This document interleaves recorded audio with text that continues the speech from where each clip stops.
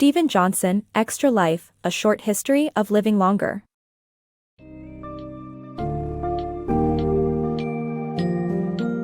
Delve into the fascinating world of Extra Life, A Short History of Living Longer by Stephen Johnson, which unravels the foundations behind humanity's fight against death and disease.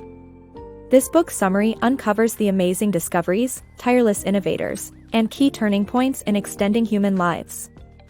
Explore the unique breakthroughs within vaccination, food safety, pharmaceutical regulation, antibacterial medication, and vehicular safety.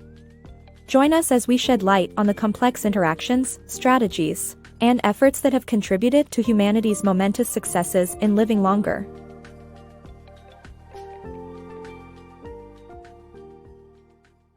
Beyond Eureka, Vaccination's Origins. Contrary to the simple narrative often portrayed, the practice of vaccination wasn't born from a sudden stroke of genius. Its concept was built upon earlier techniques and practices, such as inoculation and variolation, that had been in use in Asia for a long time. Edward Jenner's discovery of vaccination expanded upon these principles, and it was eventually popularized in Britain after Lady Mary Wortley Montagu encountered the practice in Istanbul. Over time, vaccination evolved into the life-saving technique we know today. We may often hear stories of Eureka moments behind world-changing inventions and discoveries. However, the truth tends to be more complicated and nuanced. The development and evolution of vaccination illustrate this perfectly. While the widely known tale of Edward Jenner discovering vaccination revolves around his observation that milkmaids had lower rates of smallpox, the story goes much deeper. He hypothesized that their immunity was linked to a previous exposure to a milder, similar illness, cowpox. But even before Jenner's experimentation, the concept of using diseases to build immunity wasn't new. A procedure called inoculation had been practiced in Asia for a long time, possibly even millennia. Specifically regarding smallpox, or variola major, the process was referred to as variolation. Inoculation and vaccination differ in their approach to inducing immunity. The former uses live strains of the actual virus, while vaccination employs a less harmful yet similar pathogen. By modern standards, some ancient practices of inoculation might seem bizarre, like the Chinese technique of administering powdered smallpox scabs through nasal insufflation. However, the underlying principles held merit and served as the foundation for future developments. The idea of variolation made its way to Britain through Lady Mary Wortley Montagu, an aristocrat who had encountered the practice in Constantinople, present-day Istanbul. Her eagerness to share this technique played a significant role in catalyzing its adoption in Europe. Without her advocacy, Jenner's groundbreaking idea might not have emerged, and vaccination as we know it might not have come to be. Over the following centuries, vaccination continued to advance and eventually established itself as a global life-saving measure. By the 1980s, the success of vaccination programs reached a milestone with the eradication of smallpox worldwide. This achievement not only symbolized the triumph of Jenner's discovery but also recognized the vital contributions of preceding ideas and practices that laid the foundation for modern vaccination. Making milk safe. Though milk seems innocent, it was once perilous, causing many infant and child deaths in the 1800s due to contamination. Cows were kept in cramped, unsanitary conditions and fed swill, which led to diseases that spread to their milk. Pioneering journalist Frank Leslie initiated a campaign against this unchecked hazard, eventually prompting reforms in the dairy industry. However, despite knowing that pasteurization could eliminate disease-causing microbes, the method was only widely adopted in the early 1900s after political agitation and government regulations made it mandatory. This illustrates the critical role of dedicated proponents in advancing life-enhancing ideas. Impact of strict regulations. The U.S. Food and Drug Administration, FDA, stands tall today as a powerful authority responsible for regulating food and drug production and sales. Its transformation from a weak organization to an influential authority can be traced to the 1960s, during the career of Francis Oldham Kelsey. Kelsey played a pivotal role in exposing the dangers of thalidomide, a drug responsible for serious birth defects in infants. Her vigilant actions and the resulting public outcry led to the strengthening of the FDA, making medicine progressively safer and effective. The present-day FDA is a mighty regulatory body with extensive powers to control the production and sale of food and drugs in the United States. However, the organization had less authority and was relatively weaker until the 1960s. A significant turning point was the impact of Francis Oldham Kelsey's work at the FDA, starting in 1960. As one of the three medics within the organization, Kelsey was responsible for assessing new drugs for safety, an endeavor that would significantly alter the pharmaceutical industry's future. During Kelsey's time, strict regulations were established, making medicine safer and more effective. In 1960, the FDA reviewed drug safety profiles within 60 days, after which manufacturers could freely sell their product. More importantly, demonstrating a drug's effectiveness was not required. If the drug caused no harm, it could enter the market. Francis Oldham Kelsey faced a critical test when she began reviewing Contergan, a drug containing thalidomide for treating anxiety, morning sickness, and insomnia. Kelsey found the drug's safety information inadequate and requested further investigation. In the following months, while Kelsey and the FDA faced pressure from the manufacturer, distressing reports surfaced linking thalidomide to nerve damage and severe birth defects in babies. Thalidomide caused over 10,000 children worldwide to be born with malformed limbs, while many others died in utero or as newborns. Kelsey's cautious approach averted a tragedy in the United States, where the drug remained unlicensed. This disaster prompted the public and lawmakers to demand evidence-based medicine, discarding the carelessness and fraudulence of preceding times. Congress bolstered the FDA, mandating drug companies to provide proof of a drug's effectiveness in addition to its safety. The transformation initiated by Francis Oldham Kelsey has led to the formidable FDA we know today, an organization committed to upholding the highest standards of safety and efficacy in food and medicine. Penicillin, a cooperative triumph. For centuries, humans have struggled against bacterial diseases like tuberculosis, which caused a quarter of all deaths in the 19th century. The discovery of penicillin and antibiotics marked a turning point in this battle, but contrary to popular belief, it was not just the work of Alexander Fleming. Instead, it was a collaborative effort among Fleming, Ernst Boris Chain, Howard Florey, and Mary Hunt. Their individual discoveries and contributions allowed penicillin to become the life-saving medicine it is today. Bacteria have been a persistent threat to human health, leading to diseases such as tuberculosis that claimed countless lives throughout history. The tides began to shift with the discovery of penicillin and other antibiotics.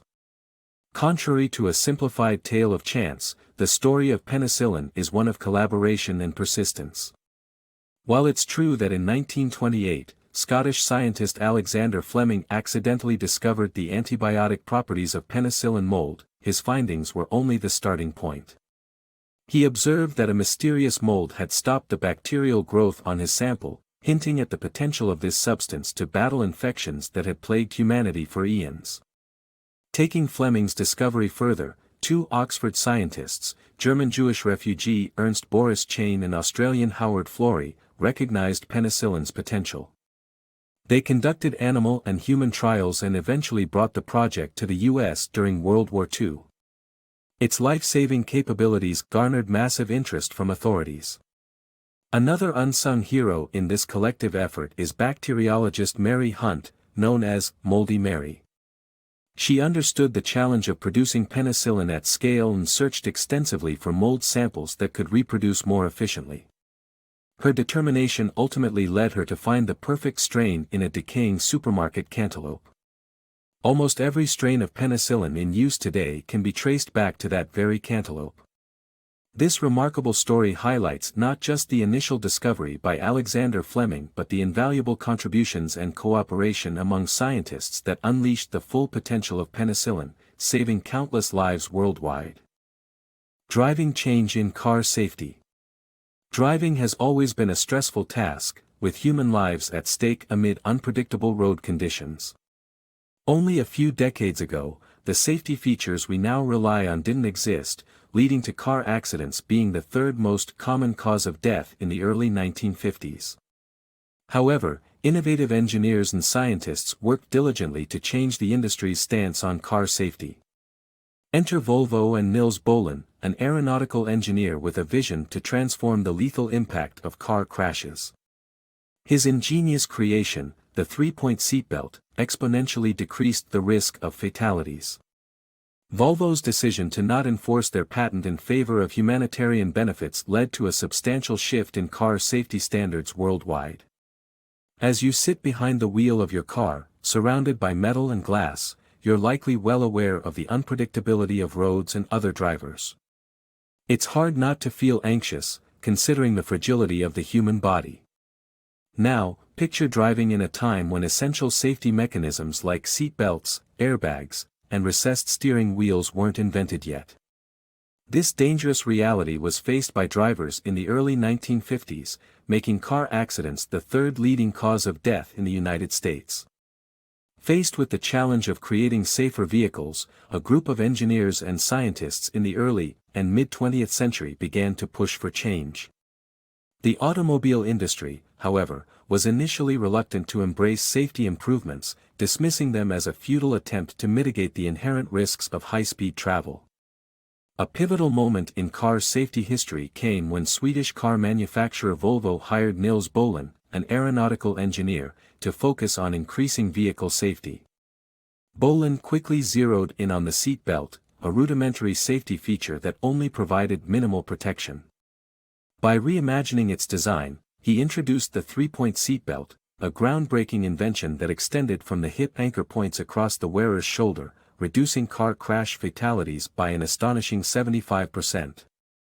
Volvo's pivotal decision to prioritize humanity over potential profits from enforcing their patent allowed the widespread adoption of the 3-point seatbelt. This selfless step forward set the wheels in motion for today's safer roadways and significantly changed the approach to automobile safety. Feeding the world, nitrates and factory farming. A century ago, 50 million people fell victim to various famines across the world. Today, however, just 1% of the global population is at risk of catastrophic starvation, thanks to nitrates and factory farming. Chemical nitrates, initially used in explosives, found another purpose as artificial fertilizers that replenish soil and boost agricultural productivity.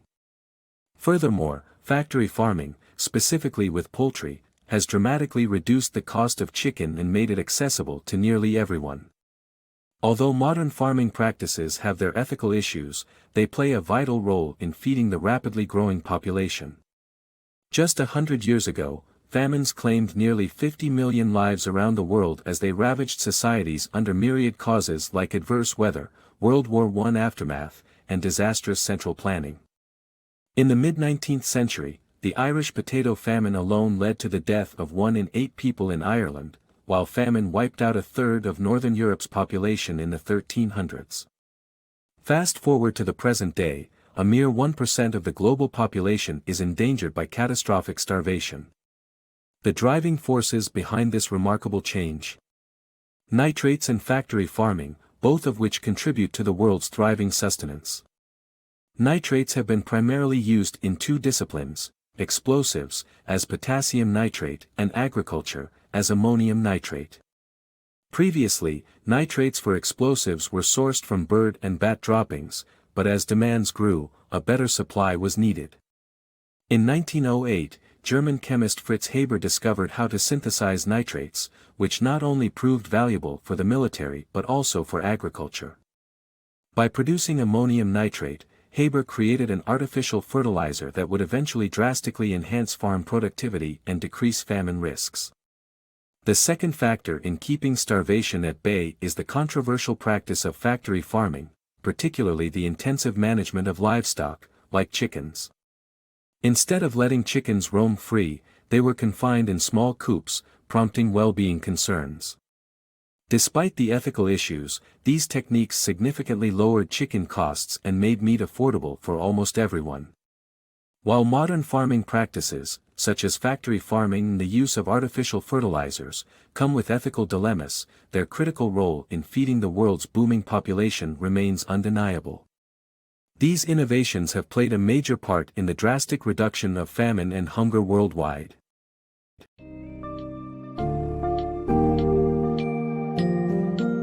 In conclusion, Extra Life, A Short History of Living Longer, vividly illustrates how humanity's collective knowledge and persistence have culminated into the numerous life-saving advancements we enjoy today. Vaccination, milk pasteurization, drug regulations, seat belts, antibiotics, and modern farming practices have all played significant roles in extending our lives and improving our quality of living. The book not only highlights these achievements, but also emphasizes the importance of cooperation, perseverance, and ethical responsibility towards future generations. The summary provides a comprehensive understanding of how far we have come, and serves as inspiration to continue pushing the boundaries for the betterment of humankind.